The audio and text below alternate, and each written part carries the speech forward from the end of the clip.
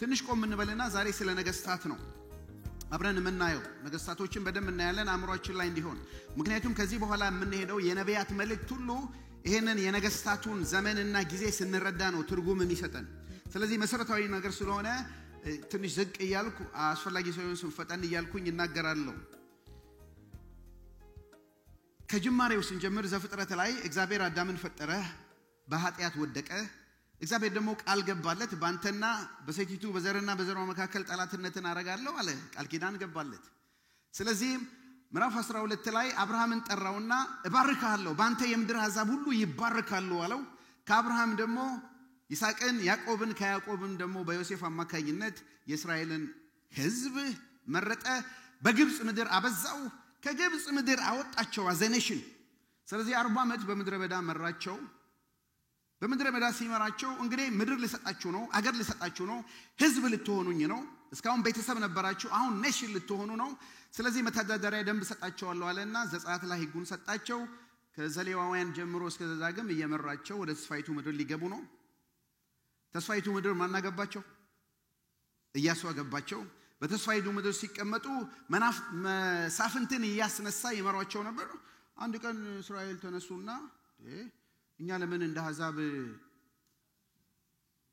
ንጉስ ያስፈልገናል አሉ አስቀድሞ እግዚአብሔርም ትንቢት ተናግሯል እናየዋለን ንጉስ ይንገስልን ሲሉ በቃ ሳሙኤል በጣም ተቀየመ ግድ የለም አንተን አይደለም የናቁት እኔን ነው የናቁት ግን ንጉስ የሚያደርገውን ሥርዓት ይሄ ነው ነገራቸው አሉ ንጉስ እንዲነግስ ጠየቁ እግዚአብሔርም ልመናቸውን ሰማና የመጀመሪያው ንጉስ ማን ሰጣቸው ሳኦል ቻርቱ ላይ እንደምታዩት ቀጥሎ ሁለተኛው ንጉስ ዳዊት ሶስተኛው ንጉስ ሰለሞን እነዚህ ሶስቱ ነገስታት ዩናይትድ ስቴትስ ኦፍ አሜሪካ እንደሚባለው ዩናይትድ ስቴትስ ኦፍ እስራኤልን የመሩ ናቸው ሶስቱ ነገስታት 12ቱንም ነገድ የመሩ ነበሩ አንደኛ ሳሙኤል ሁለተኛ ሳሙኤል አንደኛ ነገስት ድረስ እናያለን ሁለተኛ ነገስት ላይ ከሰለሞን ነው የሚጀምረው ከ1 እስከ 11 ያለው የሰለሞን ንጉስና እናያለን አንድ መንግስት ብቻ ነበሩ ከዛ ወዲህ ግን ከአንደኛ ነገስት 12 ጀምሮ ዛሬ የምንጨርሰው እስከ ሁለተኛ ነገስት 17 ላይ ያሉት የተከፋፈሉ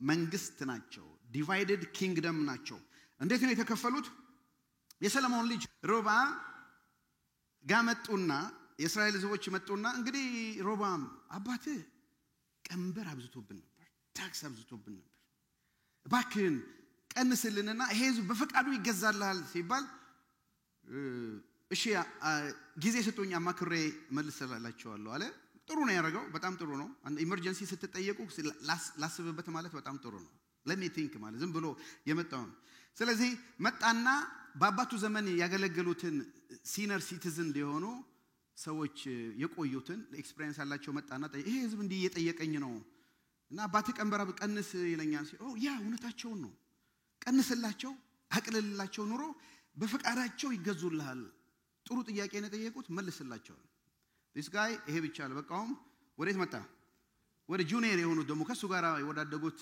መጣና ይሄ ህዝብ እንዲህ ብሎኛል ልቀንስለት ወይ ሲል እንዴ እንዳውም ከአባቴ ወገብ የኔ ትንሽ ወጣት እንደ አይነት ነፃነት ዲሞክራሲ ምናምን የሚባል ለህዝብ መስጠት አያስፈልግም ማዳመጥም የለብህም እንዳውም ጨምርና ልካካቸው አሉት የማንም ቢሰማ ጥሩ ነበር የሰው እግረ መንገድ ትምህርት አንድ እንዳው የሽማግሌ ምክር በሰሙ ጥሩ ነው ወጣት ይያለን መቼስ እነዚህ ሽማግሌዎች ምን ራይ የላቸው ምንም የላቸው ምናምን ነው ያ ወጣትነት ምናምን አለ አይደል እንደዚህ ነው አልሰማም ቢጤዎቹን ነው የሰማው እንዳያስቀየም ስለዚህ ህዝቡ በቀጠሮ ሲመጣ አባቴ ቀንበር አበዛ ነው ያላችሁት ገና መች አይታችሁ እኔ ትንሽ ወጣት ከሱ ተበልጣለች አላቸው በዚህ ጊዜ 10 ነገድ ተነሱና ዳዊት ሆይ ቤትን ባየ እንግዲህ ምን እጣፈንታለን ከይሁዳ ጋር አሉና 10 ወደ ሄዱ ኖርዝ እስራኤል ይባላሉ የሰሜኑን ክፍል ያዙ 10 ነገድ ከይሁዳና ከቢንያም ግማሽ ነገድ ተለይተው ሄዱ ሰሜኑን ክፍል ያዙት ስሙ ምን ይባላል እስራኤል ይባላል መናገሻ ከተማቸው ሰማሪያ ኦኬ ይሄ ግልጽ ከሆነ ማለት ነው 10 ነገስታት ማንን ነው መሪ ያደረጉት ሲነሱ ኢዮራም የሚባለው መሪ በሰሎሞን ጋር ትንሽ ሰሎሞን በጣም ስማርት እንደሆነ ያውቀዋል ተባሮ ሄደ ነበር እሱን ጠሩና ንገሳሉት እሱም ነገሰ ይሄ ሰው በጣም ያደረገው ጥፋት እስራኤልና ይሁዳ አንድ ልብ እንደሆኑ ስለሚያቅ ቤተ መቅደሱ ያለው የት ነው ይሁዳ ነው ኢየሩሳሌም ነው ስለዚህ ይሄ ህዝብ በሃይማኖት ጉዳይ አስሩ ህዝብ በሃይማኖት ጉዳይ ወደ ደቡብ ከሄደ ወደ ኢየሩሳሌም ከሄደ መንግስቱ ላይ ጸና ነው ሃይማኖተኛ እንደሆኑ ያውቃል ስለዚህ ምን አረገ ቤቴልና ዳን የሚባል ቦታ ሁለት ጣዖት አቆመና እስራኤሎይ ከግብጽ ምድር ያወጣ አምላክ እዚህ ነው ለምን ኢየሩሳሌም መሄድ ምን ያስፈልጋል አምላክ እዚህ አለ ብሎ እዛው አገሩ ላይ አምላክ ሰራላቸው ስለዚህ በሁለቱ መካከል ግድግዳ ወጣ ሰሜን ያለው ወደ ደቡብ ደቡብ ያለው ወደ ሰሜን እንዳይሄዱ ኢዮርባም ይባላል የኢዮርባም ኃጢያት የተባለው የመጀመሪያው ንጉስ እስራኤልን ጣዖት እንዲያመልኩ አደረገ ስለዚህ በይሁዳ ደግሞ ሮባም ሁለቱን ነገድ ይዞ መግዛት ጀመረ እና ከአንደኛ ነገሥት 12 ሁለተኛ ነገሥት 17 እስከ ዛሬ እስከምናየው 17 ነው የምናየው ወደ ኋላ ሄደን ትንሽ እናያለን የተከፋፈሉ መንግስት ነበሩ እንዳውም ዛሬ የምናየው ምዕራፍ 17 ላይ ከመከፋፈል ውጪ አንድነት ብያቸዋለሁ ልዩነት የሚገርማችሁ ከሁለተኛ ነገሥት 18:25 በሚቀጥለው ክፍለ ጊዜ ኮኦርዲኔሽን በኋላ የምናየው የተማረኩ መንግስታት ባርነት ውስጥ ገቡ ዛሬ ያሶሪያንን መማረክ እናያለን እስራኤል ባሶሪያ መማረክ እናያለን በሚቀጥለው ጊዜ ደግሞ ባቢሎኒያን መተው ማንን ማረኩ የደቡብን ክፍል ይሁዳን ማረኩ እነዚህ ነቢያት ምናያቸው ትልልቁም ደቂቃም ነቢያት ምናያቸው በዚህ ጊዜ የተላኩ ናቸው በዚህ በተለይ በተከፋፈሉ ጊዜ የተላኩ ነቢያት ናቸው ያስጠነቅቁ ነበር እባካችሁ ተመለሱ ወደ እግዚአብሔር ኑ እንቢ ካላችሁ እግዚአብሔር ይበትናችኋል ብሎ ይናገሩ ነበር እሱ ነው ትክክለኛ የሆነው ማለት ነው ትንሽ ለማሳየት ያህል አሁን ያልኩትን ለማውራት ያህል ሰሜኑ የእስራኤል መንግስት ስንት ነገድ ያዘ 10 መሪያቸው ማን ነው ሮብዓም ኢዮርባም የደቡቡ ክፍል ማን ነው ንጉሱ ሮብዓም የማን ልጅ ነው የሰሎሞን ልጅ የዳዊት ዘር ነው ስንት ነገድ ነው ያለው ሁለት ስለዚህ በሰሜኑና በደቡብ በ722 ዓመተ ዓለም ነው በነገራችን ላይ ዓመተ ዓለም ስትቆጥሩ ከላይ ወደ ታች ነው የምትቆጥሩት 722 ዓመት ላይ 100 ሲጨምሩ 822 ሳይሆን 622 ነው ከላይ ወደ ታች እየመጣ ነው ክርስቶስ ልደት 4 ዓመተ ዓለም አካባቢ እንደሆነ ይታመናል ማለት ወደ ስር ነው የምትቆጥሩት ስለዚህ 722 ዓመተ ዓለም ከክርስቶስ ልደት በፊት ሰሜኑ ተሰጠ የሚገርማችሁ ደግሞ በ530 ስንት ነው 586 ላይ ይሁዳ ደግሞ በባቢሎን ተሰጠ እንመጣለን እናያለን ይሄ ከሆነ ዛሬ የእስራኤል መንግስት ውድቀትን ነው የምናየው የእስራኤል መንግስት ውድቀት ማለት የሰሜኑ ክፍል ውድቀት ቁጥር 1 ሁለተኛ ነገሥት 17 ቁጥር 1 ያነበብነው ማለት ነው ሆሴ የመጨረሻው የእስራኤል ንጉስ ነው 20ኛ ንጉስ ነው ከሮብዓም ጀምሮ እስከዚህ ሆሴያ ይባላል በሌላው ከነብዩ ጋር እንዳይምታታችሁ ይሄ ንጉስ እስከ ነገሰ 20 ነገስታት ነው እንዲህ ይላል የይሁዳ ንጉስ አካዝ በነገሰ በ12ኛው ዓመት በይሁዳ ንጉስ ላይ የነገሰው አካዝ በ12ኛው ዓመት የኤላ ልጅ ሆሴ በሰማሪያ ከተማ በእስራኤል ላይ ነገሰ 9 ዓመት ገዛ እሱም በእግዚአብሔር ፊት ክፉ ነገር አደረገ የፎርሙላ ነው ክፉ ስራው ግን ከሱ አስቀድመው የነበሩት ከእስራኤል ነገስታት የፈጸመውን ያህል አልነበረም አዲሱ ትርጉም ያሶር ንጉስ በስልምናሶር ሊወጋው መጣ ሆሴም ተገዛለት ገበረለት ኦኬ እንሽንቁ እስከዚህ ዘመን ድረስ በእስራኤል 20 ነገስታት ነግሰዋል ከ20ዎቹ ስንት መልካም ንጉስ አለ 0 አንድም ጥሩ ንጉስ የለም የደቡቡ መንግስት ግን የዳዊት ዘር ይዞ የመጣው እነሱም 20 ነገስታት እስከ አሳልፎ እስከሚጠዱ 20 ነገስታት ምናልባት 19 ንጉስ አንድ ጎቶሊያል የተባለች ንግስ ነክሰዋል ከነሱ መካከል 8 ጥሩ አሉ አንዳንዶች እንዲህ የተንገዳገዱ የነበሩ አሉ በእስራኤል ላይ የነበሩ ግን አንድም ጥሩ ንጉስ አልነበረም ስለዚህ ከዮርባም የጀመረው እስከዚህ እስከ ሆሴ ድረስ 20 ነገስታት በክፋት ያለፉ ናቸው በዚህ በ20ኛው ንጉስ ላይ እግዚአብሔር ጠላትን አስነሳባቸው ቁጥር 3 ያሶር ንጉስ አገሩን በሙሉ ወረረ ወደ ሰማርያም ገስግሶ 3 ዓመት ከበባት። በሆሴዕ ዘመነ መንግስት በ9ኛው ዓመት የአሦር ንጉሥ ሰማርያን ያዘ። እስራኤላውያኑን በምርኮ ወደ አሦር አፈለሳቸው። እነዚህም በአላይ ጎዛን ውስጥ በአቦር ወንዝ አጠገብ እንዲሁም በማዶ ከተሞች እንዲሰፍሩ አደረገ። ልብ በሉ። ኢየሩሳሌም ማነው? እስራኤል መጣ፣ ሰማርያን መጣ፣ አሦራውያን መተው ምድሪቱን ማረኩ። እግዚአብሔር ሕዝቤ ብሎ ከግብጽ ያወጣውን ሕዝብ እንደ ንስር ተሸክሞ 40 ዓመት የመራውን ሕዝብ ቃል ኪዳን የገባለትን ምድር የሰጠውን ሕዝብ ለምንድነው ለአሦራውያን አሳልፎ የሰጠው? ቃል ኪዳኑን ረሳ ወይ? የተጠነቀቀለትን ሕዝብ እንዴት አሳልፎ ሰጠ? ግን ለምን ብለን እንጠይቃለን። ግን ለምን እግዚአብሔር ሕዝቡን ለምን ለአሦር ለጨካኝ መንግስት አሳልፎ ሰጠ ስንል 4 ምክንያት ነው። 4 ረድፍ ነው ያለው። ቶሎ ብለን እሱን እናያለን። እና ከዚህ ውስጥ የእግዚአብሔርን ምሕረትና ቸርነት ወንጌል የታለ ብለን ደግሞ ከዚህ ውስጥ እንፈልጋለን። የእስራኤል መንግስት ውድቀት 4 ዋና ምክንያት ነው። የመጀመሪያው እዛ ጋር ያላችሁ የእስራኤል ነገስታት ምንድነው? ክፉ ድርጊት በሉኝ። የእስራኤል ነገስታት ክፉ ድርጊት። ሁለተኛው የእስራኤል ሕዝብ አጸያፊ ኃጢአት። ሶስተኛው እዚህ ግሩፕ ያለን የነቢያቱን ማስጠንቀቂያ አለመስማት፣ የእግዚአብሔርን ቃል አለመስማት። አራተኛ የእግዚአብሔር አምላክ ፍትሃዊነት፣ እግዚአብሔርን ፍትሃዊ። እነዚህ 4ቱ ነገር ነው በደንብ የምናየው። ይሄ ለሚቀጥሉት ሁለተኛም ዜናም ስናይ የነቢያቱን መልእክት በዚህ ኮንቴክስት ውስጥ ነው የምንረዳው የምናየው እና አስፈላጊ ናቸው። 4ቱን ቶሎ ብለን እንሂድ። የመጀመሪያው የእስራኤል ነገስታት ክፉ ድርጊት ነው። እግዚአብሔር ለምንድን ነው ሕዝቡን አሳልፎ የሰጠው ሲባል የእስራኤል ነገስታት ክፉ ድርጊት ነው በመሪዎች አማካይነት። ይሄን ዝም ብዬ እንደ ፎርሙላ አንብብላችሁ ስትሄዱ በጣም የሚገርማችሁ ዛሬ በመናነበው ክፍል ባለፈው ከምዕራፍ 2 እስከ ምዕራፍ 8 የኤልሳን ታምራት አይተናል አይደል? አሁን ከምዕራፍ 9 እስከ ምዕራፍ 17 ያለውን ነው በተለይ የምናየው። እስከ ምዕራፍ 16 እስከ 13 የሚደርሱ ነገስታት ታሪክ ይተርካል። 8ቱ በእስራኤል ያሉትን ነገስታት ይተርካል። 5ቱ በይሁዳ ያሉትን የ13 ነገስታት ታሪክ ነው በዚህ ምዕራፍ ውስጥ ብቻ ያለው። ግን እስራኤል ላይ ስለነበሩ ስለነዚህ 8 ነገስታት የተጻፈውን በሕይወታቸው መጨረሻ ላይ የተጻፈውን እንደ ፎርሙላ ላንብብላችሁ ቶሎ ብለን። የእስራኤል ንጉስ ኢዮአካዝ 13 1 ላይ የኢዩ ልጅ አብረን ብናነብ ደስ ይለኛል። የኢዩ ልጅ የኢዮአካዝ በሰማርያ ከተማ በእስራኤል ላይ ነገሰ። ስንት ዓመት ነገሰ? 17 ዓመት ገዛ። እርሱም የናባጥ ልጅ ኢዮርብዓም እስራኤልን ያሳተበትን ኃጢአት በመከተል በአንድነት በእግዚአብሔር ፊት ክፉ ሥራ ሰራ። ከዚህ ድርጊቱ አልተመለሰም። ሁለተኛው ንጉስ 13:10 ላይ የእስራኤል ንጉስ የኢዮአካዝ ልጅ ዮአስ በሰማርያ ከተማ በእስራኤል ላይ ነገሰ። ስንት ዓመት? 16 ዓመት ገዛ። እሱም በእግዚአብሔር ፊት ክፉ ሥራ ሰራ። የናባጥ ልጅ ኢዮርብዓም እስራኤልን ካሳተበት ኃጢአት ሁሉ አራቀም። በዚያ ምን አረገ? ገፋበት።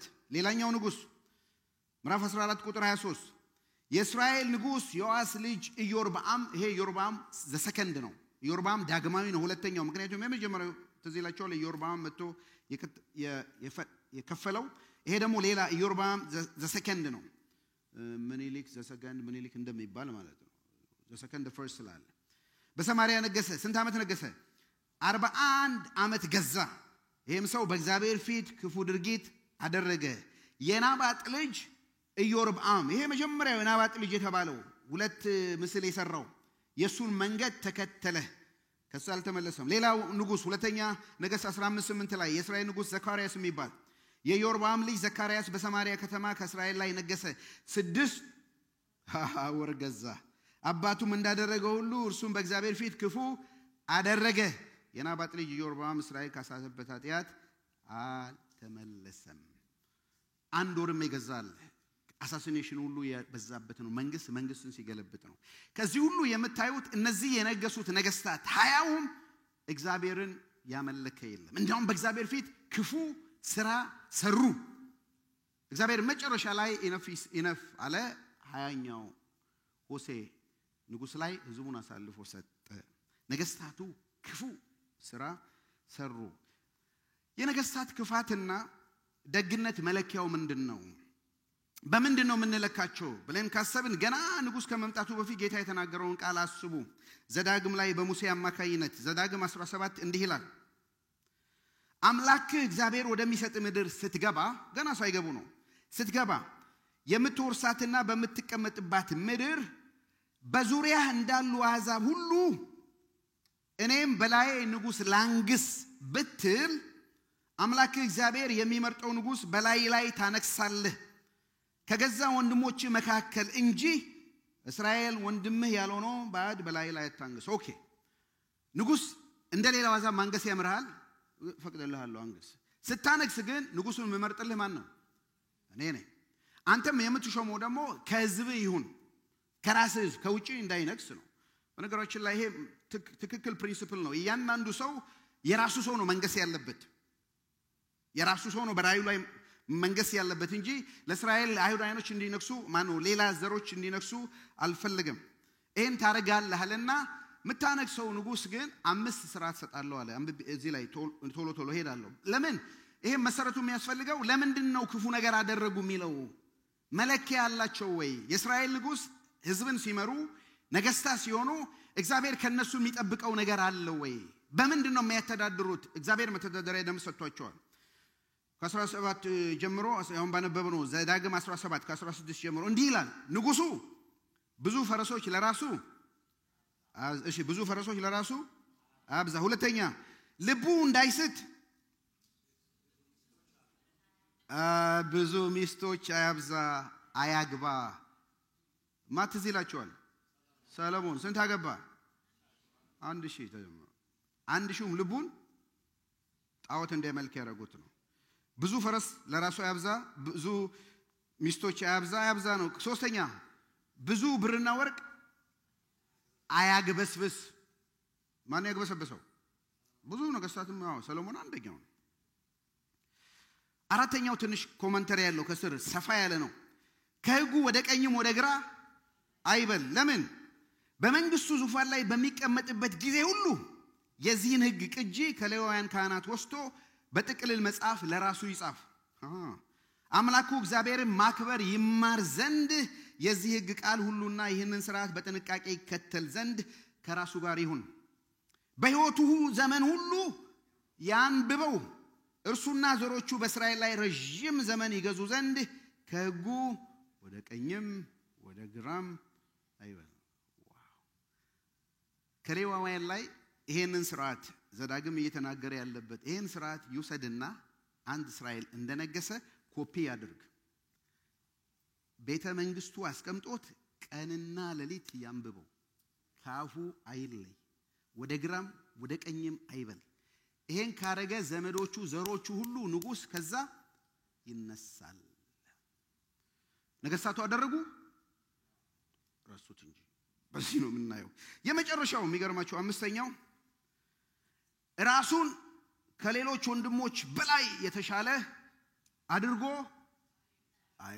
አቤት አንድ ቦታማ መሪ ሆናችሁ ረጅም ጊዜ ስትቀመጡ ኖርማሊ የሚመጣው ነገር ይሄ ቁጭ አልኩ ይሄው 5 ዓመት ሆነኝ 10 ዓመት ሆነኝ 20 ዓመት ከኔ በላይ ቢኖር ኖሮ ሌላ ሰው ይመጣ ነበር አይደለም። በጣም እኮ ማንም ነገስታትን ብቻ አይደለም ፓስተሮችም መሪዎችም አገልጋዮችም በየቦታው የምናገለግል የመጀመሪያ ጊዜ ሲሰጠን እግዚአብሔር ይመስገን ምናምን በቃ ትህትናችን ምናምን ነው። ትንሽ እየቆየን ሲሄድ ምናምን ሲመጣ ፈፋፍ ምናምን ነፋ አበጣበጥ ምናምን እንላለን ከኔ ላይ እና ይሄ ሲነግስ ንጉሱ ከኔ የተሻለ ሰው ቢኖር እኮ ይነክስ ነበር አይበል። ከወንድሞቼ የተሻልኩ ነኝ አይበል። ራሱን አይቁጠር። በነገራችን ላይ የነገስታት ታሪክ ስታዩ አንድ ምን ጠይቀው ጥያቄ አለ። ሁሉም ፐርፌክት አይደሉም እና ሶዋት ምንድነው መፍትሄው ስትሉ አንድ ንጉስ አለ፣ የነገስታት ንጉስ አለ። ራሱን ከሰማይ ወደ ምድር ዝቅ ያረገ በሱ የነበረ አስተሳሰብ በእናንተ ዘንድ ይሁን። እሱ አምላክ ሆኖ ሳለ ራሱን ባዶ ያደረገ ይሄን ትሕትና ያስተማረ የነገስታት ንጉስ አለ። ስሙ ማን ነው? የእግዚአብሔር ልጅ ኢየሱስ ክርስቶስ ይባላል። አሜን አሜን አሜን። እውነተኛ መንግስት እውነተኛ ንጉስ አለን። ራሱን ባሪያ ያደረገ ያዋረደ አምላክ ሆኖ ሰው ሆኖ የመጣ ሰው ሆኖ መስቀል ላይ ወጣ መስቀል ላይ ወጥቶ መቃብር የወረደ ሞትን አሸንፎ የተነሳ ጌታ አለን ሃሌሉያ ንጉሳችን እሱ ነው ምን ጠብቀው ንጉሴ ነው የምድር ነገስታት ይመጣሉ ይሄዳሉ ማንንም ፐርፌክት የለም ግን አንድ ንጉስ አለ ሃሌሉያ እሱ በጽድቅ የሚመራ በጽድቅ የሚነግስ የእግዚአብሔር ልጅ ኢየሱስ ክርስቶስ የዳዊት ዘር የአብርሃም ዘር የሆነ ሃሌሉያ አሜን አሜን አሜን አሜን አሜን አሜን አሜን ይገባዋል እንግዲህ የእስራኤል ነገስታት በእነዚህ በአምስቱ ነገር ስናያቸው ወድቀዋል ብዙ ፈረሶች አላበዙም አብዝተዋል በፈረስ መታመን ጀምረዋል በሰረገላ መታመን ጀምረዋል በእግዚአብሔር ይታመኑ የነበሩት በነገራችን ላይ the rise and the fall of empires የሚል መጽሐፍ አለ በጣም ፖፑላር መጽሐፍ ነው ብዙ ኢምፓየሮችን ከዚህ ከአሲሪያን ኢምፓየር ባቢሎናን ኢምፓየር ፐርሺያን ሮማን ኢምፓየር ግሪስ ኢምፓየር ምንድነው ከግሪክ በኋላ የመጡት ተርኪ ያሉት ኦቶማን ነው ምናምን ኦቶማን ኢምፓየር እነዚህ ሁሉ ስታጠኑ ሲነሱ ጥሩ በግኝኝ ነው ያላቸው በኋላ ጦር መሳሪያ ሲያበዙ ፖፑላሪቲ ሲያበዙ መሪዎቻቸው ሲማልሉ ሲረክሱ እናያለን በዚህም ስናይ ብዙ ሚስቶች ሲያገቡ በወርቅና በብር ሲያግበሰብሱ የሚመራቸው ራሳቸው በየበላይ ሆኖ ሲመሩ በትዕቢት ሲያዙ እግዚአብሔር ይጥላቸዋል ናቡከደነጾርን ታውቃላችሁ አይደል እቺ ክንዴ ሰራት ናት ሲል በትዕቢት ሲመጣ ነው እግዚአብሔር መንግስቱን የዘረረው ሁሉም በዚህ ወድቀዋል ፎርሙላ አላቸው እንዲህ ብያለሁ ቅድም ካነበብነው እነዚህ ስምንቱ ነገስታት 20ውንም ስታዩ በህይወታቸው መጨረሻ የእንትና ልጅ እንትና በሰማሪያ ከተማ በእስራኤል ላይ ነገሰ ቀጥሎ ይህን ያህል ዘመን ነገሰ 41 ዓመት ጀምሮ እስከ 55 የነገሱ አሉ አንድ ወርም የነገሳለ 7 ቀንም የነገሳለ እሱም በእግዚአብሔር ፊት ክፉ ነገር አደረገ የናባጥ ልጅ ኢዮርብዓም እስራኤል ካሳተበት ኃጢአት አልተመለሰም እስቲ አዛይንዶ ዘዴ በህይወታችሁ ማብቂያ ላይ ስለናንተ ሲጻፍ ስለናንተ የሚጽፍ ሰው ኮሜንተሪ ቢጽፍ ምን ብሎ ነው የሚጽፈው እንደው በአንድ አረፍተ ነገር ህይወታችሁን ሰመራይዝ ቢያደርግ ምንድነው የነገስታት ጻፊ ስለነዚህ ስለ 20 ነገስታት ጽፏል እንትና ልጅ እንትና በዚህ ሀገር ነገሰ በሰማሪያ 10 ዓመት 20 ዓመት 30 ዓመት ነገሰ ግን እስራኤልን ካሳተው በኢዮርብዓም መንገድ ሄደ በእግዚአብሔር ፊት ክፉ ነገር አደረገ በማፊት በእግዚአብሔር ፊት ትንሽ ነገር ላንሳው ወገኖች ሆይ ሁሉ ነገር እግዚአብሔር ፊት የታየ ነው ሰለሞንም መጨረሻ ላይ መክብብ መጽሐፍን ሲጨርስ ይሄን ስማ የሰው ሁለንተናው ይሄ ነው እግዚአብሔርን ፍራ ትእዛዙንም ጠብቅ ምክንያቱም እግዚአብሔር የተሰወረውን ነገር ክፉም ይሁን ደግ አንድ ቀን ወደ ብርሃን ያመጣዋል ወገኖች ሆይ በእግዚአብሔር ፊት እንዴት ነን በእግዚአብሔር ሲያየን እንዴት ነን እዚህማ ስታዩን እኛ እንደዚህ ነን ያማረብን ነን ነጭ ልብስ ምናምን ያደረግን ነን እዚህማ ስናያችሁ እንደዚህ ናችሁ እዚህማ ስንዘምር እንደዚህ ነን እዚህማ ስናገለግል እንዲህ ነን እዚህማ ስንጸልይ እንደዚህ ነን በእግዚአብሔር ፊት እንዴት ነን እግዚአብሔር ሲያየን እንዴት ነን ይሄን ጠይቃለሁ እስራኤል ነገስ ውድቀት ይሄን ካየ ክርስቶስ እውነተኛው ትምህርት የት ነው ብትሉ ነገስታቱ ዳር 20 ነገስታት ከወደቁ እዛው ነገስታትን ያገለግል የነበረ ኢሳይያስ በእግዚአብሔር መንፈስ ተሞልቶ እንዲህ ነው ያለው ሕፃን ተወልዶልናል ወንድ ልጅ ተሰጥቶናል አለቅነት በጫንቃ ይሆናል ስሙም ድንቅ መካር ኃያል አምላክ የዘላለም አባት የሰላም አለቃ ይባላል ቁጥር 7 ነው ለመንግስቱ ስፋት ለሰላሙ ብዛት ፍጻሜ የለውም ካሁን ጀምሮ እስከ ዘላለም መንግስቱን በምን በፍትህና በጽድቅ ይመሰርታል ደግፎ በመያዝ ያጸናዋል በዳዊት ዙፋን ይቀመጣል አገሩን ሁሉ ይገዛል የሰራዊት ጌታ እግዚአብሔር ቅናት ይህን ያደርጋል ክብር ለእግዚአብሔር ይሁን 20 ነገስታት አስነስቷቸዋል ሲያስነሳው ልቡ ምናልባትም ይታመንባቸዋል ጠርቷቸው ከትንንሽ ቦታ ነው ያነሳቸው ግን ሁሉም በእግዚአብሔር ፊት ክፉ ነገር አደረጉ ስለዚህ በኢሳይያስ ተነሳና እስራኤል ህዝብም እኛም ተስፋ እንዳንቆርጥ እንዲህ ነው አንድ ቀን ድንግል ጸንሳለች ወንድ ልጅ ትወልዳለች ይሄ ከዳዊት ዘር የሚመጣ ነው እሱ መንግስትን ሁሉ ይገዛል በጽድቅ በሰላም ይመራል እሱም የእግዚአብሔር ልጅ ኢየሱስ ክርስቶስ ነው ወንጌል ሲነግረን ይሄ ነው ያ የተባለው ድንግል ትጸንሳለች የተባለለት የእግዚአብሔር ልጅ ኢየሱስ ክርስቶስ ከድንግል ማርያም ተወለደ በአባቱ በዛውን ዙፋን ይቀመጣል ለዘላለም ይገዛል 20ዎቹ ወድቀዋል አዎ ወድቀዋል አንድ ግን የዳዊት ዘር የሆነ እሱ ለዘላለም እስከ ዘላለም በጽድቅ ይገዛል የሱ መንግስት የተገባነን ታውቀዋለህ ወንድሜ ታውቂዋለሽ ይሄን ጌታ የነገስታት ንጉስ የጌቶች ሁሉ ጌታ የኃያላን ሁሉ ኃያል የእግዚአብሔር ልጅ ኢየሱስ ክርስቶስ ይባላል። አሜን።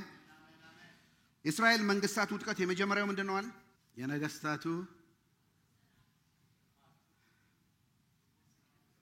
ክፉ ስራ።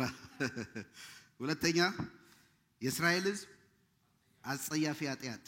ነገስታቱ ብቻ ሳይሆን አሁን ወደ ህዝቡ ደግሞ ይመጣል። የእስራኤል ሕዝብ አጸያፊ ኃጢአት ከቁጥር 7 እስከ 23 በጣም የሚገርማችሁ የኃጢአታቸውን ብዛት ነገስታት በነበሩ በእነዚህ በ20 ነገስታት ህዝቡ እንዴት ቢሄቭ እንዳደረገ ኤንድ እንግሊዘኛው ደስ ይላል። ኤንድ እንዲያደርጉ ዘርዝሯል። ቁጥሩና እናንተ አንብቡት። እኔ ግን እንደው በሶስት ዋና ነገር ከፋፍዬላችኋለሁ። ከቁጥር 7 እስከ 8 እንዲህ ይላል የእስራኤል ሕዝብ አጸያፊ ኃጢአት። እንግዲህ እስራኤላውያን ይህን ሁሉ ሊደርስባቸው የቻለው ከግብጽ ምድር ከፈርዖን አገዛዝ ከግብጽ ንጉሥ ያወጣቸው አምላካቸውን እግዚአብሔርን ምን ስላደረጉት ነው? ስለበደሉት ነው። እንዲሁም ሌሎች አማልክትን በማምለክ እግዚአብሔር ከፊታቸው አሳዶ ያወጣቸውን የአሕዛብንና የእስራኤልን ነገስታት ወደ ምድሪቱ ያገቡትን በአንድነት እናንብበው አጸያፊ ልማድ ስለተከተሉ ነው። አጸያፊ ልማድ። ይሄ እንግዲህ እግዚአብሔር ቃል ነው የሚለው አጸያፊ ልማድ በሶስት ዋና ዋና ነገር ሰመራይዝ አድርጌዋለሁ ካምሯችሁ እንዳያልፍ። አንደኛ ይሄ አጸያፊ ልማድ ምንድነው? የእስራኤል ሕዝብ አጸያፊ ኃጢአት አጸያፊው ልማድ ምንድነው? እግዚአብሔርን ያማረረው ከግብጽ ምድር ያወጣውን 40 ዓመት የተሸከመውን ሕዝብ አሳልፎ እንዲሰጥ ያደረገው ምንድነው? ሶስት ዋና ዋና ነገር። አንደኛው የአሕዛብን አማልክት አመለኩ። የአሕዛብን አማልክት አታምልኩ ያላቸውን ቁጥር 9 ሁለተኛ ነገሥት 17 እስራኤላውያን በአምላካቸው በእግዚአብሔር ፊት ትክክል ያልሆነ ነገር በስውር አደረጉ። ቁጥር 10 በእያንዳንዱ ኮረብታ ላይና በእያንዳንዱ የተንሰራፋ ዛፍ ስር አምደ ጣዖትንና የኤሾርን ምስል አምዶች አቆሙ። ቁጥር 11 እግዚአብሔር ከፊታቸው አሳዶ ያስወጣቸውን አሕዛብ እንዳደረጉ ሁሉ በየኮረብታው ላይ ዕጣን አጤሱ። እግዚአብሔርን የሚያስቆጣ ክፉ ነገር አደረጉ። ቁጥር 12 እግዚአብሔርን ይህን ማድረግ አይገባችሁም ቢላቸው እንኳ እነሱ ጣዖታትን አመለኩ። ከግብጽ ምድር ሲያወጣቸው ዘጸአት ላይ ሕግ ሲሰጣቸው ትዝ ይላቸዋል። ተሸክሜ ያመጣኋችሁ እንግዲህ ከአሕዛብ ሁሉ የተለየ ለኔ ቅዱስ ርስ ናችሁ። ይሄው ሥርዓቱ አለና 10 ትእዛዛት ሲሰጣቸው ከኔ በቀር ሌላ አማልክት አይሁንልህ፣ የተቀረጸ ምስል አታድርግ፣ የአምላክን ስም በከንቱ አትጥራ ብሎ የመጀመሪያ የሰጣቸውን ሶስቱን ትእዛዝ ናዱት። አሕዛብ አምላክን አመለኩ። እንዳውም የሚገርማችሁ ከግብጽ ምድር ያወጣ ይሄ ነው ብለው ጥጃ ሰርተው አመለኩ። እግዚአብሔርን አስቆጡት። አጸያፊ ነገር አደረጉ። የሕግጋቱን የመጀመሪያውን ሳቱ። እግዚአብሔር ልቡን እንዴት ያሳዝነው ይሆን? የአሕዛብን አማልክት አመለኩ። አንደኛ አጸያፊ ነገር። ሁለተኛው አጸያፊ ነገር የእግዚአብሔርን ቃል ኪዳን አፈረሱ። የእግዚአብሔርን ቃል ኪዳን አፈረሱ። ሁለተኛ ነገሥት 17:15 ላይ ሥርዓቱን ከአባቶቻቸው ጋር የገባውን ኪዳን ለነሱም የሰጣቸውን ማስጠንቀቂያ ናቁ። ከንቱ ጣዖትን ተከትለው ራሳቸውን ከንቱ ሆኑ። እግዚአብሔር እነሱ የሚያደርጉትን እንዳታደርጉ ብሎ ቢያዛቸው እንኳን በዙሪያቸው ያሉ አሕዛብን ተከተሉ። እግዚአብሔር እንዳያደርጉ የከለከላቸውን ፈጸሙ እንጂ አልተውም። ቃል ኪዳኑን ረሱ። ኮቨነንት ብሬከር ሆኑ። እግዚአብሔር በቃል ኪዳን በልጁ ደም ከግብጽ ምድር አውጥቷቸው በኩራት ሁሉ ሲሞት የነሱን አድኖ ቃል ኪዳን የገባውን ረስተው ያስቆጡ ዘንድ እንደገና ጣዖትን አመለኩ። ቃል ኪዳን ብሬከርስ ሆኑ። በነገራችን ላይ በዚህ ጊዜ ነው ሆሴዕን የላከው። ከመጡት ነቢያት በእስራኤል ላይ ካገለገሉት ሆሴዕ ነው። ሂድና መንዝራ አግባ፣ እንደገና ደግማ አመነዘረችበት፣ ሂድ አግባ። እስራኤል ለኔ እንደዚህ ነው እንዳመንዝራ ሴት ናት፣ ግን በምሕረቴ ይቅር ብያታለሁ አገባታለሁ ብሎ የሆሴዕ መልእክት በዚህ ኮንቴክስት ውስጥ አንብቡት። ሆሴዕ አንዱ የተላከ ነው። በዚህ ሁሉ ግን እግዚአብሔር በቃል ኪዳኑ ታምኖ ያደርግ ነበር። እነሱ አስከፉት። መጨረሻ ላይ ለሶርያን አሳልፎ ሰጠ። ሶስቱ አጸያፊ ኃጢአት። አንደኛው የአሕዛብን አመለኩ። ሁለተኛው የእግዚአብሔርን ቃል ኪዳን አፈረሱ። ሶስተኛው the worst ልጆቻቸውን ለጣዖት መስዋዕት አድርገው አቀረቡ። የወለዷቸው ልጆች ጌታ መጣው ሁለተኛ ነገሥት 17 እዛው ላይ ቁጥር 16 አምላካቸው እግዚአብሔር ያዘዛቸውን ሁሉ አልፈጸሙም። አቅልጠው 2 የጥጃ ምስልና የኤሸሮን ምስል አምድ ሰሩ፣ ለሰማይ ከዋክብት ሰገዱ፣ በዓልን አመለኩ።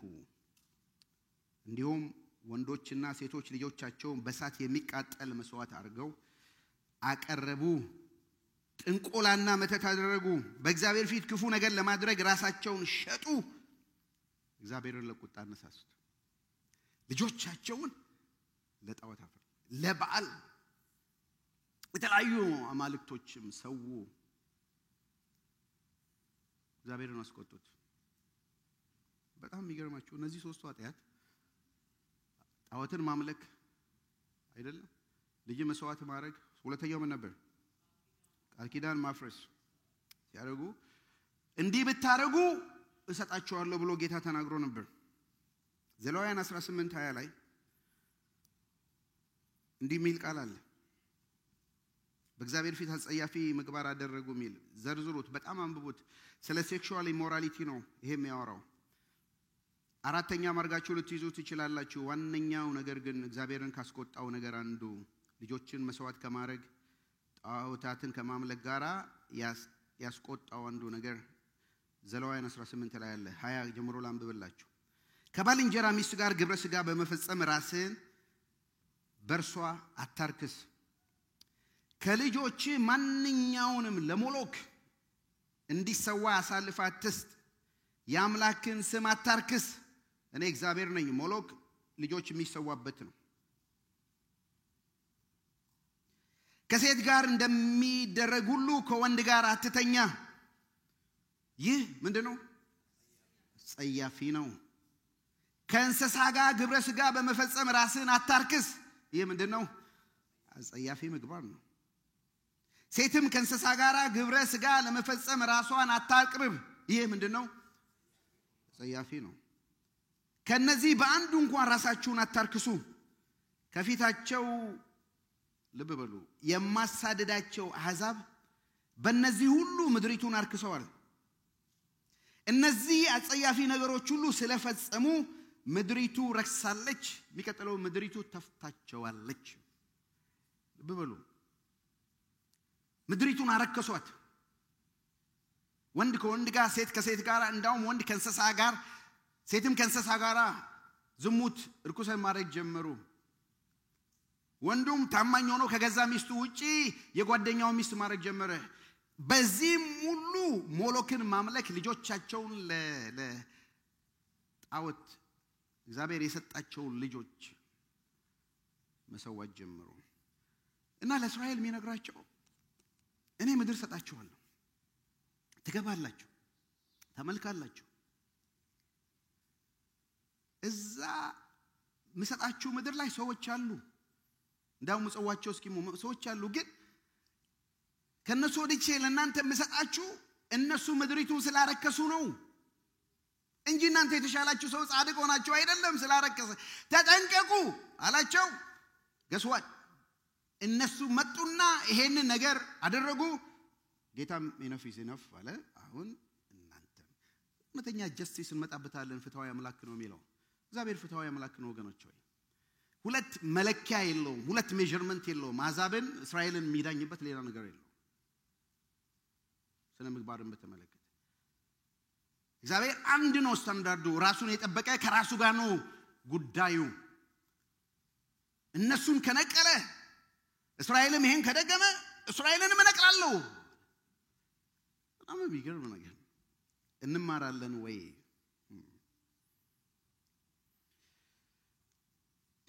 የእስራኤል ነገስታት ውጥቀት አንደኛው ምንድነው? ትንሽ እኔ ወረድ ልበል መሰለኝ። አንዳንዴ ሰባኪ ሆናችሁ ለብቻችሁ እዛ ሰው እዚህ ሲሆን ጥሩ አይደለም። እሺ ምንድነው? የነገስታት ክፉ ስራ። ሁለተኛ የእስራኤል ሕዝብ አጸያፊ ኃጢአት። ሶስተኛው የነቢያቱ ማስጠንቀቂያ አለመስማት። ቁጥር 13 እና 14 ነው። ይህም ሆኖ ግን እንዲህ ሁሉ አድርገው እግዚአብሔር ከክፉ መንገዳቸው ተመለሱ፣ አባቶቻችሁ እንዲፈጽሙት በያዘዟችሁ ሕግ ሁሉ መሰረት እንዲሄዱ በአገልጋዮቼ በነቢያት አማካኝነትና ለእናንተ ባስተላለፍኩት ሕግ መሰረት ትእዛዜንና ሥርዓቴን ጠብቁ ብሎ በነቢያቱና በባለ ራእዮቹ ሁሉ እስራኤልና ይሁዳን አስጠንቅቆ ነበር። ሁለቱንም እስራኤልንም ይሁዳንም አስጠንቅቆ ነበር። ነቢያትን ልኮ ነበር፣ አስጠንቅቆ ነበር። ቅድም እንደነገርኳችሁ ሆሴዕ አንዱ አለ። በተለይ አሞጽም እዚህ ነው። አሞጽን ለማስታወስ ከፈለጋችሁ አመጽ በሚለው አስታውሱት። የእስራኤል ሕዝብ ከምን ጊዜው በላይ ያመጸበት ጊዜ ነው። አሞጽ የተናገረው መልእክት ይሁ በዚህ ጊዜ ሊወድቁ አካባቢ አሞጽ 3:1 የእስራኤል ልጆች ሆይ እግዚአብሔር በእናንተ ከግብጽ ባወጣሁት ሕዝብ ሁሉ ላይ የተናገረውን ይህን ቃል ስሙ። ከምድር ወገን ሁሉ እናንተን ብቻ መረጥሁ። ስለዚህ ስለሰራችሁት ኃጢአት ሁሉ እኔ እቀጣችኋለሁ። እናንተን መረጥኩ ወዳችኋለሁ ሳይል ተመርጣችኋል፣ ግን እቀጣችኋለሁ። መመረጥ ኃላፊነት አለው አይደል? ብዙ ከተቀበለው ብዙ ይጠበቅበታል። የተመረጥነው በቅድስና እንድንኖር ነው፣ በንጽህና እንድንኖር ነው እንጂ እንደፈለገው እንድንኖር አይደለም። ስለዚህ ስለሰራችሁት ኃጢአት ሁሉ እቀጣችኋለሁ። 3:11 አሞጽ ስለዚህ ጌታ እግዚአብሔር እንዲህ ይላል፣ ጠላት ምድሪቱን ይወራል፣ ምሽጎቻችሁን ያፈርሳል፣ ድንኳኖቻችሁን ይዘርፋል። 3:14 እስራኤል ስለ ኃጢአቷ በምቀጣበት ቀን የቤቴል መሠዊያዎች አፈርሳለሁ፣ የመሠዊያውን ቀንዶች ይቆረጣሉ፣ ወደ ምድርም ነቢያትን ደጋግሞ ላከባቸው፣ አልሰሙትም። ቁጥር 19 እንደውም ያለ መስማት ውጤት ምንድነው? ነቢያትን ያለ መስማት ውጤት 17:19 ይሁዳም ቢሆን ከእስራኤል የተቀበለውን ልማድ ተከተለ እንጂ የአምላኩን እግዚአብሔርን ትእዛዝ አልጠበቀም። ስለዚህ እግዚአብሔር የእስራኤልን ሕዝብ ሁሉ ተዋቸው፣ አስጨነቃቸው፣ ከፊቱ እስኪያስወግዳቸው ድረስ በማራኪዎች እጅ አሳልፎ ሰጣቸው። ቁጥር 23 እግዚአብሔር በባሪያዎቹ በነቢያት ሁሉ አማካኝነት ባስጠነቀቃቸው መሰረት ከፊቱ እስኪያስወግዳቸው ድረስ በዚያው ቀጠሉበት። ስለዚህ የእስራኤል ሕዝብ ከሀገሩ ተማርኮ ወደ አሶር ተወሰደ። አሁንም በዚያ ይገኛሉ። ይሄን በሚጽፍበት ጊዜ ነው። ወገኖች ሆይ ኃጢአት ኮንሲኩዌንስ አለው።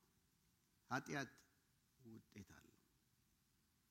ነቢያትን አለመስማት ማለት በእኛ ዘመን ማንን አለመስማት ነው? ክርስቶስ ተኮር ትርክቱ ነው። ቅድም የነገስታት ሁሉ ንጉስ ኢየሱስ ነው። ነገስታት ፌል ያደረጉትን ኢየሱስ አድርጓል። በነቢያት የተናገሩት አሁን በመጨረሻው ዘመን ዕብራውያን 1 እግዚአብሔር ከጥንት ጀምሮ በተለያዩ ጊዜና በልዩ ልዩ መንገድ በነቢያት በኩል ለአባቶቻችን ተናግሮ ነበር። በዚህ ዘመን መጨረሻ ዘመን ግን ሁሉን ወራሽ ባደረገው ዓለማትን በፈጠረው በልጁ ለኛ ተናገረን ይልና ዕብራውያን 12 ሲጨርስ ይሄ ምዕራፍ 1 ነው። 12:25 ላይ እንዲህ ይላል፣ የሚናገረውን እሱ እምቢ እንዳትሉ ተጠንቀቁ። እነዚያ ከምድር ሆኖ ሲያስጠነቅቃቸው የነበረውን እምቢ ባሉ ጊዜ ካላመለጡ እኛ ደግሞ ከሰማይ የመጣውን ሲያስጠነቅቀን ከሱ ብንርቅ እንዴት ልናመልጥ እንችላለን? ውድድሩን አያችሁ? እና ሆሴዕ የተናገሩትን ሳይሰሙ ብድራት ከተቀበሉ ከተቀጡ ዋጋ ከከፈሉ እኛማ ከሰማይ የመጣውን የክብሩ መንጸባረቅ የሆነው ኢየሱስ ክርስቶስ የሚናገረንን ቃል ካልሰማን እንዴት እናመልጣለን? ምንም በጣም የሚገርም ነገር ነው። መገለጡ ትልቅ ነው፣ ዲማንዱም ትልቅ ነው። እግዚአብሔር የጠራን ክቡር ቦታ ነው። ከኛም ኤክስፔክት የሚያደርገው ይሄ ነው። ጌታ የነቢያት ሁሉ ነብይ ነው። ሶስቱ ኦፊስ የሚባለው ኢየሱስ ክርስቶስ ነብይ ነው፣ ንጉስ ነው፣ ካህን ነው አይደለም? እውነተኛ ነብይ፣ እውነተኛ መልእክት እግዚአብሔርና ሰውን ያስታረቀ በመካከል የገባ ካህን ነው። ከእግዚአብሔር ወደ ሰው የመጣ ነብይ ነው። እሱ ደግሞ በጽድቅ የሚገዛ የጌቶች ጌታ የነገስታት ንጉስ ነው። ክብር ለእግዚአብሔር ይሁን። አሜን አሜን አሜን አሜን። ቆም ልበል። ነቢያት እዚህ ነን። የእግዚአብሔርን ቃል እዚህ ቦታ ቆመው የሚናገሩት ሁሉ የእግዚአብሔርን ቃል ነው የሚናገሩት፣ በዝማሬ በጸሎት በስብከት። እንዴት ነው እግዚአብሔርን የምንሰማው? እንዴት ነው የምንታዘዘው? መስማት ከመስዋዕት ይበልጣል። ማዳመጥ አውራ በግ ስብ ከማምለክ ይበልጣል። ወገኖች ሆይ እግዚአብሔር ይናገረናል፣ እንሰማለን። እንስማ፣ እንታዘዘው። ምናልባት እግዚአብሔር ቀን ቆጥሮ እንዳይሆን ያጣታችን ክምር እየተከመረ በየጊዜው እየመጣን በእግዚአብሔር ፊት ንስሐ የምንገባው የምንወጥቀው ለዚህ ነው ወገኖች ብዙ ጊዜ ተነግሮት አንገቱን ያደነደነ ምን ይሆናል ድንገት ይሰመራል እግዚአብሔር ምንድነው የሚለን ምንድነው የሚያናግረን ምናልባት ምን መለስበት ኃጢአት ይሆን አጸያፊ ኃጢአት የተለማመድን ነው በእግዚአብሔር ፊት ሁሌ ምን ታገለው ዛሬ ንስሐ እንገባለን ጥሩ ቀን ነው ሞቱና ትንሳኤውን የምናስብበት የልጁ ኢየሱስ ክርስቶስ ደም ከኃጢአት ሁሉ ነፃ ያወጣል ዲፕሬሽንን ሳይሆን የምንወጣው የልጁ ደም ዛሬም ፍሬሽ ነው ነፃ ያወጣናል ብለን እንድንወጣ ነው ክብር ለእግዚአብሔር ይሁን አሜን አራተኛው እግዚአብሔር ህዝቡን ለምን ጣለ የእስራኤል ህዝብ ውጥቀት ምክንያት ምንድነው አንደኛው ምን ነበር እናንተ የነገስታቱ ክፉ ስራ ሁለተኛው የእስራኤል ህዝብ አጸያፊ ኃጢአት ሶስተኛ የነቢያቱን አራተኛ የእግዚአብሔር አምላክ ፍትሃዊነት በእውነት ይሄ ሶስት ነገር ሆኖ እግዚአብሔርም ባይፈርድ እግዚአብሔር ፍትሃዊ አይደለም እግዚአብሔር አምላክ ፍትሃዊነት ይሄው ሁለተኛ ነገሥት 9 ቁጥር 6 ላይ እንዲህ ይላል ከዚያም ነብዩ በኤልሳ የተላከ ጎልማሳ ነብይ ማለት ነው ዘይቱን በዩ ላይ ያፈሰሰና እዩን የቀባው እግዚአብሔር ለበቀል ነው እንዲህ አለው የእስራኤል አምላክ እግዚአብሔር እንዲህ ይላል በእግዚአብሔር ህዝብ በእስራኤል ላይ እንድትነግስ ቀብቼሃለሁ ያገልጋዮችን የነቢያት ደም እንዲሁም የእግዚአብሔር አገልጋዮች ደም ሁሉ ከኤልዛቤል እጅ በቀል ዘንድ አንተን የጌታን ያካብ ቤት ትመታለህ አንተ የጌታን ያካብ ቤት ትመታለህ ያካብ ቤት በሙሉ ይጠፋል ባሪያም ይሁን ተወላጅ በእስራኤል የሚገኝ የመጨረሻው ወንድ ልጅ ሁሉ ከአካብ እቆርጣለሁ ቁጥር 10 ኤልዛቤልን ግን በእስራኤል እርሻ ውሾች ይበላታል የሚቀብራትም አይኖርም ይህን ተናግሮ መዝጊያውን ዘግቶ ሮጠ ኦኬ ኤልሳ አሁን እየተካ ነው ነቢያት ትምህርት ቤት ነበሩት ስለዚህ ይላቸዋል አይደል አንድ ወጣት ነብይን አነሳና ሂድ ዘይት ሰጠው በማሰሮ ሂድና ከእስራኤል ህዝብ እዩ የሚባለውን ጥራና ከጦር ወታደሮች አንዱን ቀባዋል ይሄም እንደ እብድ እየመጣ ጠራው ና አለው ከጀነራሎች ጋር ሄዶ አፈሰሰበት እግዚአብሔር እንዲህ ይላል ያገልጋዮችን የነቢያት ደም እንዲሁም የእግዚአብሔርን አገልጋዮች ደም ከኤልዛቤል እጅ በቀላለው አንተም ትመታለህ አለው አሁን እግዚአብሔር ፍትሃዊ አምላክ ነው ኤልዛቤል የእስራኤል ነገስታት ያካብ ሚስት ነቢያትን ገላለች ናቡቴ የሚባለው ሰው ትዝ ይላችኋል ሽጥልኝ ሲለው አልሸጥም ሲለው አካብ ወደ ቤቱ ሄደና እንዴት ነህ ውሎ እንዴት ነበር how is your day ስትለው ዲፕሬሽን ነው እንደዚህ ምን ሆንክ ስትለው ናቡቴ እኮ አልሸጣለኝ አሁን አንተ ንጉስ ነህ ወንድ ነህ አሁን አንተ በቃ እኔ ጨርስልሃለሁ አለችው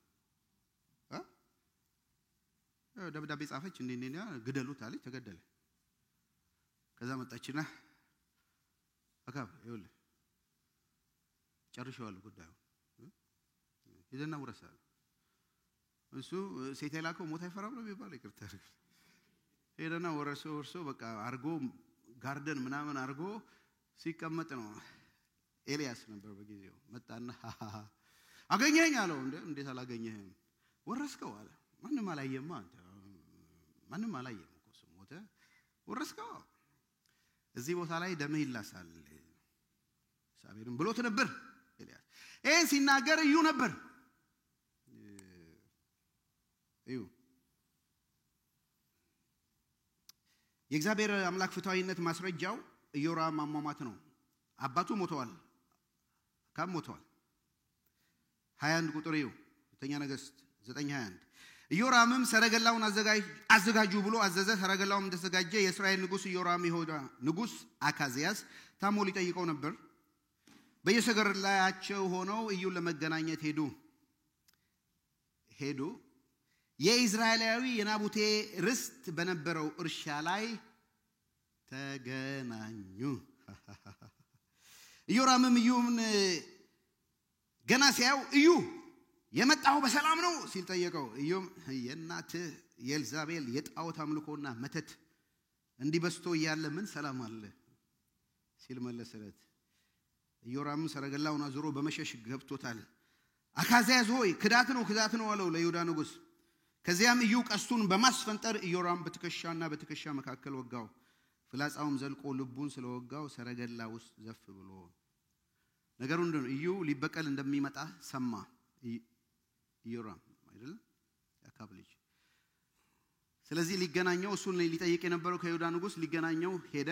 እዩ የገሰገሰ ይመጣል ወደ ከተማ ወደ ሰማሪያ። ይሄም ንጉሱ ሲሄድ ገስዋት የተገናኙበት ቦታ የእስራኤሉ የናቡቴ እርሻ ጋር ተገናኙ። እግዚአብሔር ሴንስ ኦፍ ሂመር የለውም ትላለች። የት ጋር እንደተገናኙ ጥሩ ቦታ። ለምን እዛ ቦታ ላይ ናቡቴ ደም ፈሷል። አሁን ያካብ አባቱ ሞተዋል። ያካቡ ልጅ የልጅ ልጁ እስከ ትውልድ ብለዋል። የኤልዛቤልም ደም መፍሰስ አለበት። እዛ ቦታ ላይ ሲደርሱ እንዲሆነ ቁጥር 25 እዩም የሰረገላው ኃላፊ ቢድቃርን እንዲህ አለው፣ አንሳውና በእስራኤል በናቡቴ እርሻ ላይ ጣለው። አንተና እኔ ትዝ ይልሃል አባቱ አካብን በየሰረገሎቻችን ሆነን ተከትለው ስንሄድ እግዚአብሔር ይህን ትንቢት እንዲህ ብሎ እንደተናገረ አስታውስ። ትናንት የናቡቴና የልጆቹን ደም አይቻለው ይላል እግዚአብሔር። ይህም በዚህ እርሻ ውስጥ በርግጥ አንተ እንድትከፍለው አደርግሃለሁ ይላል እግዚአብሔር ብሎኝ ነበር። አሁንም እግዚአብሔር በእግዚአብሔር ቃል በተናገረው መሰረት አንሳውና በዚህ እርሻ ውስጥ ምን አድርገው ከበረው። እግዚአብሔር የተናገረው ይፈጸማል ወገኖች። እግዚአብሔር የምን አምላክ ነው? ፍትህ አምላክ። ደም አፍስሶ ነበር፣ ደሙ መፍሰስ አለበት። ፍትሃዊነት ነው አንዱን። ሌላ ኤልዛቤል ቀርታለች። አሁን ሚስትየው ምዕራፍ 9 ቁጥር 30 ላይ እንዲህ ይላል፣ ከዚያም እዩ ወደ እስራኤል ሄደ። ኤልዛቤልም ይህን በሰማች ጊዜ አይኗን ተኳኩላ ጠጉሯን አሳምራ አይ ዶንት ኖ ምን እንደፈለገች በመስኮት ተመለከተው ነበር። እዩ የቅጥሩን በር አልፎ ሲገባ ጌታን የገደልህ አንተ ዘምሪ የመጣው በሰላም ነውና አለች። ዘምሪ የሚባለው ጌታውን ከዚህ በፊት ገድሏል። አሁንም አንተም ጌታን ገለህ ነው የምትመጣው ትለዋለች። ቀና ብሎ ወደ መስኮቱ ተመለከተና ማን አንተ አለው። ማን ነው የሚተባበረኝ ሲል ጮኸ። ተጣራ። ሁለቱም ሶስት ጃንደረባዎች ቁልቁል ወደ እርሱ ተመለከቱ። እዩም ወደ ታች ወርውሯት አለ። እነሱም ወረወሯት። ፈረሶችም ሲረጋግጧት ደሟ በግንቡና በፈረሶች ላይ ተረጨ። እዩም ገብቶ በላ ጠጣም። ከዚያም እቺ የተረገመች ሴት ተመልከቷት፣ ምንም ቢሆን የንጉስ ልጅ ናትና በሚገባ ቀበሯት አለ። ሊቀብሯት ሲወጡ ግን ከራስ ቅሏ ከእግሯና ከእጇ በቀር ሌላ ያገኙት ነገር የለም። እግዚአብሔር ሲበቀል ያውቅበታል። በአዲስ ኪዳንም በቀል የኔ ነው በቀል ለኔ ተው ብሎ ኮቴ የተደረገው ለዚህ ነው ወገኖች። ሆይ በቀል እሱ ነው። ፍትህ ካለ ፍትሃዊ አምላክ እሱ ነው። እኛ ድርሻ ለሱ መተው ነው። እግዚአብሔር ግን ፍትህን ያደርጋል። ታዲያ እግዚአብሔር ስለ እዩ ምን አለ ሲጀምድም የእዩን ታሪክ ሁለተኛ ነገሥት 10:28 በዚህ ሁኔታ እዩ የበዓልን አምልኮ ከእስራኤል አስወገደ። ብዙ በዓል ነገሥታትን አምላኮችን ሁሉ ፈጅቷል። ታሪኩን ግቡና አንብቡ ሁለተኛ ነገሥት 10 ላይ።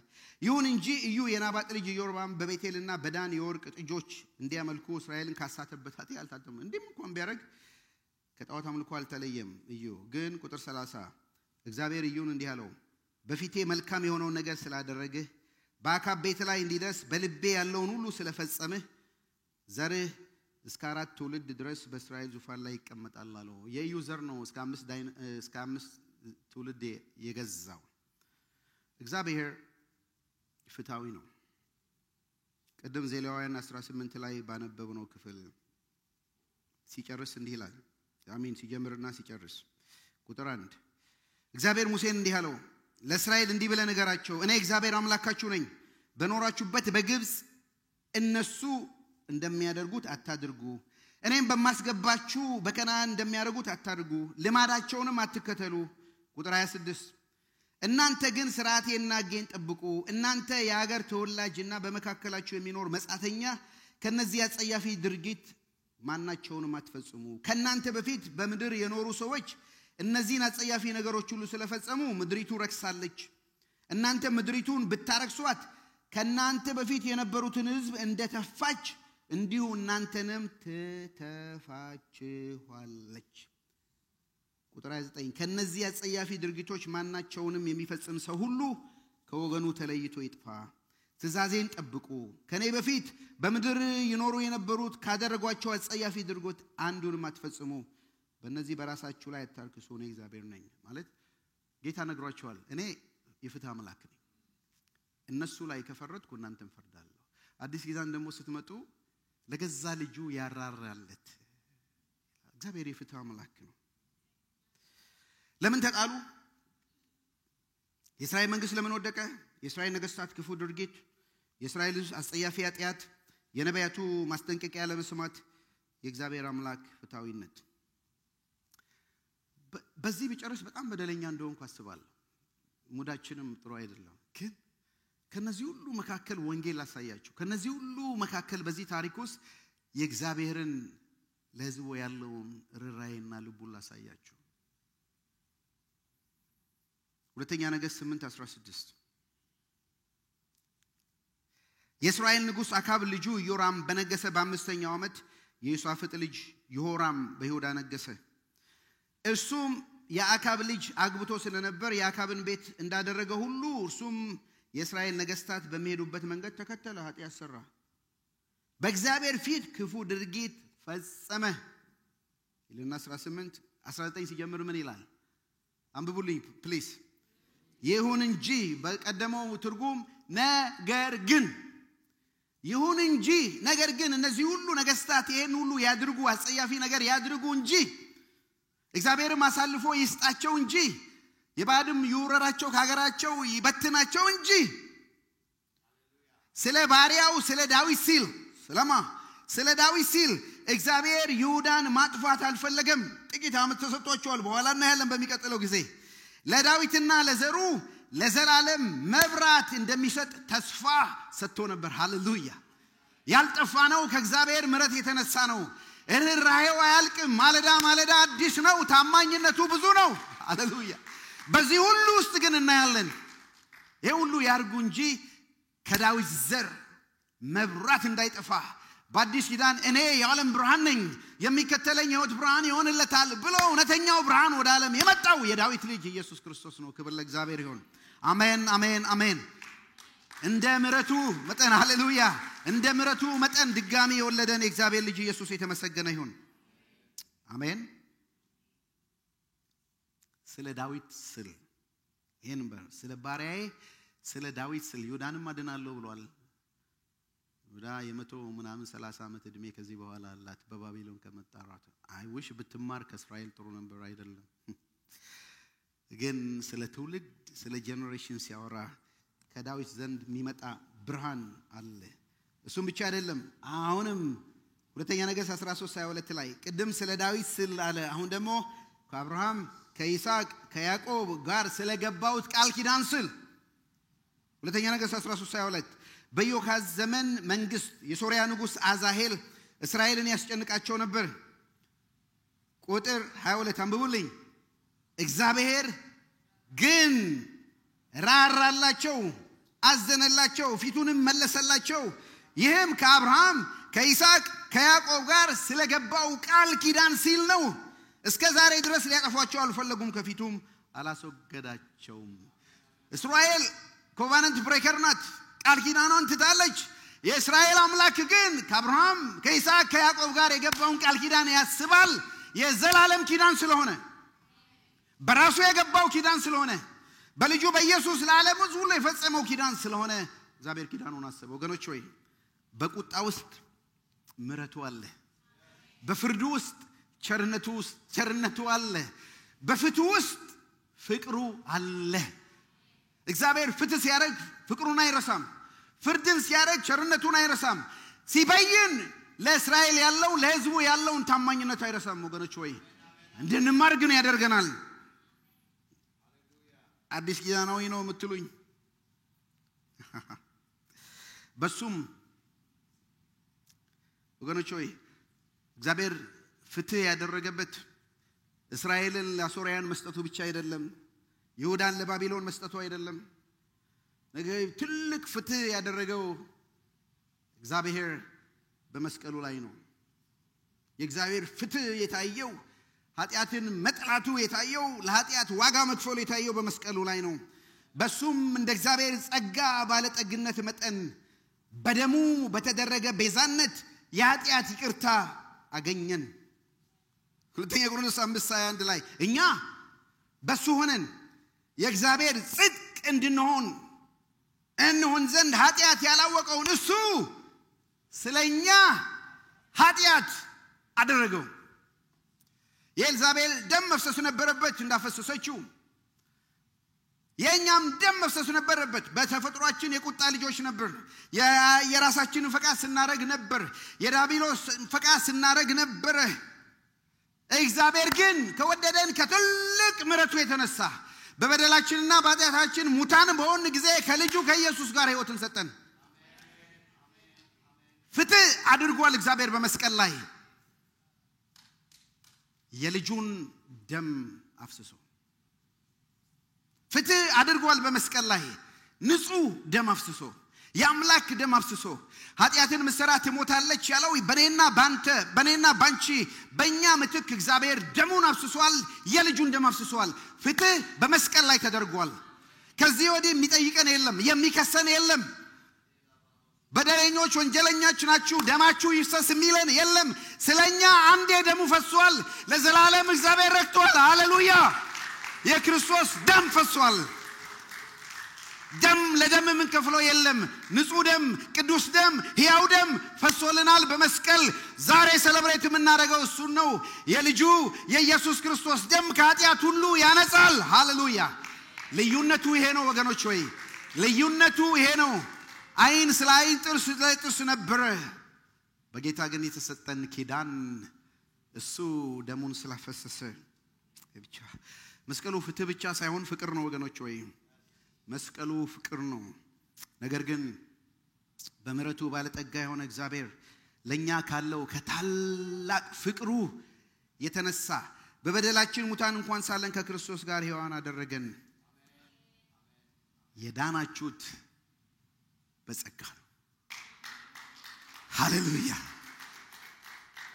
ዌልካም ቱ ወደ ጸጋ ዘመን፣ ዌልካም ቱ ወደ ክሮሱ፣ ዌልካም ቱ ፍትህ ወደ ታየበት። እግዚአብሔር በመስቀል ላይ ሞታችንን ሞቷል። የእስራኤል ነገስታት ክፋት፣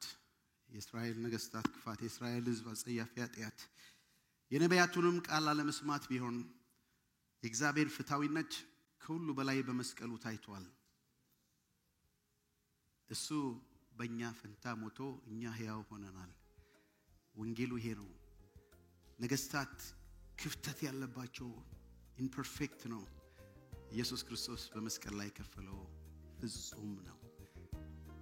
ደም የፈሰሰልን ሰዎች ነን። በእኛ ምትክ የሞተ አለ። ዛሬ ሰለብሬት የምናደርገው እሱ ነው።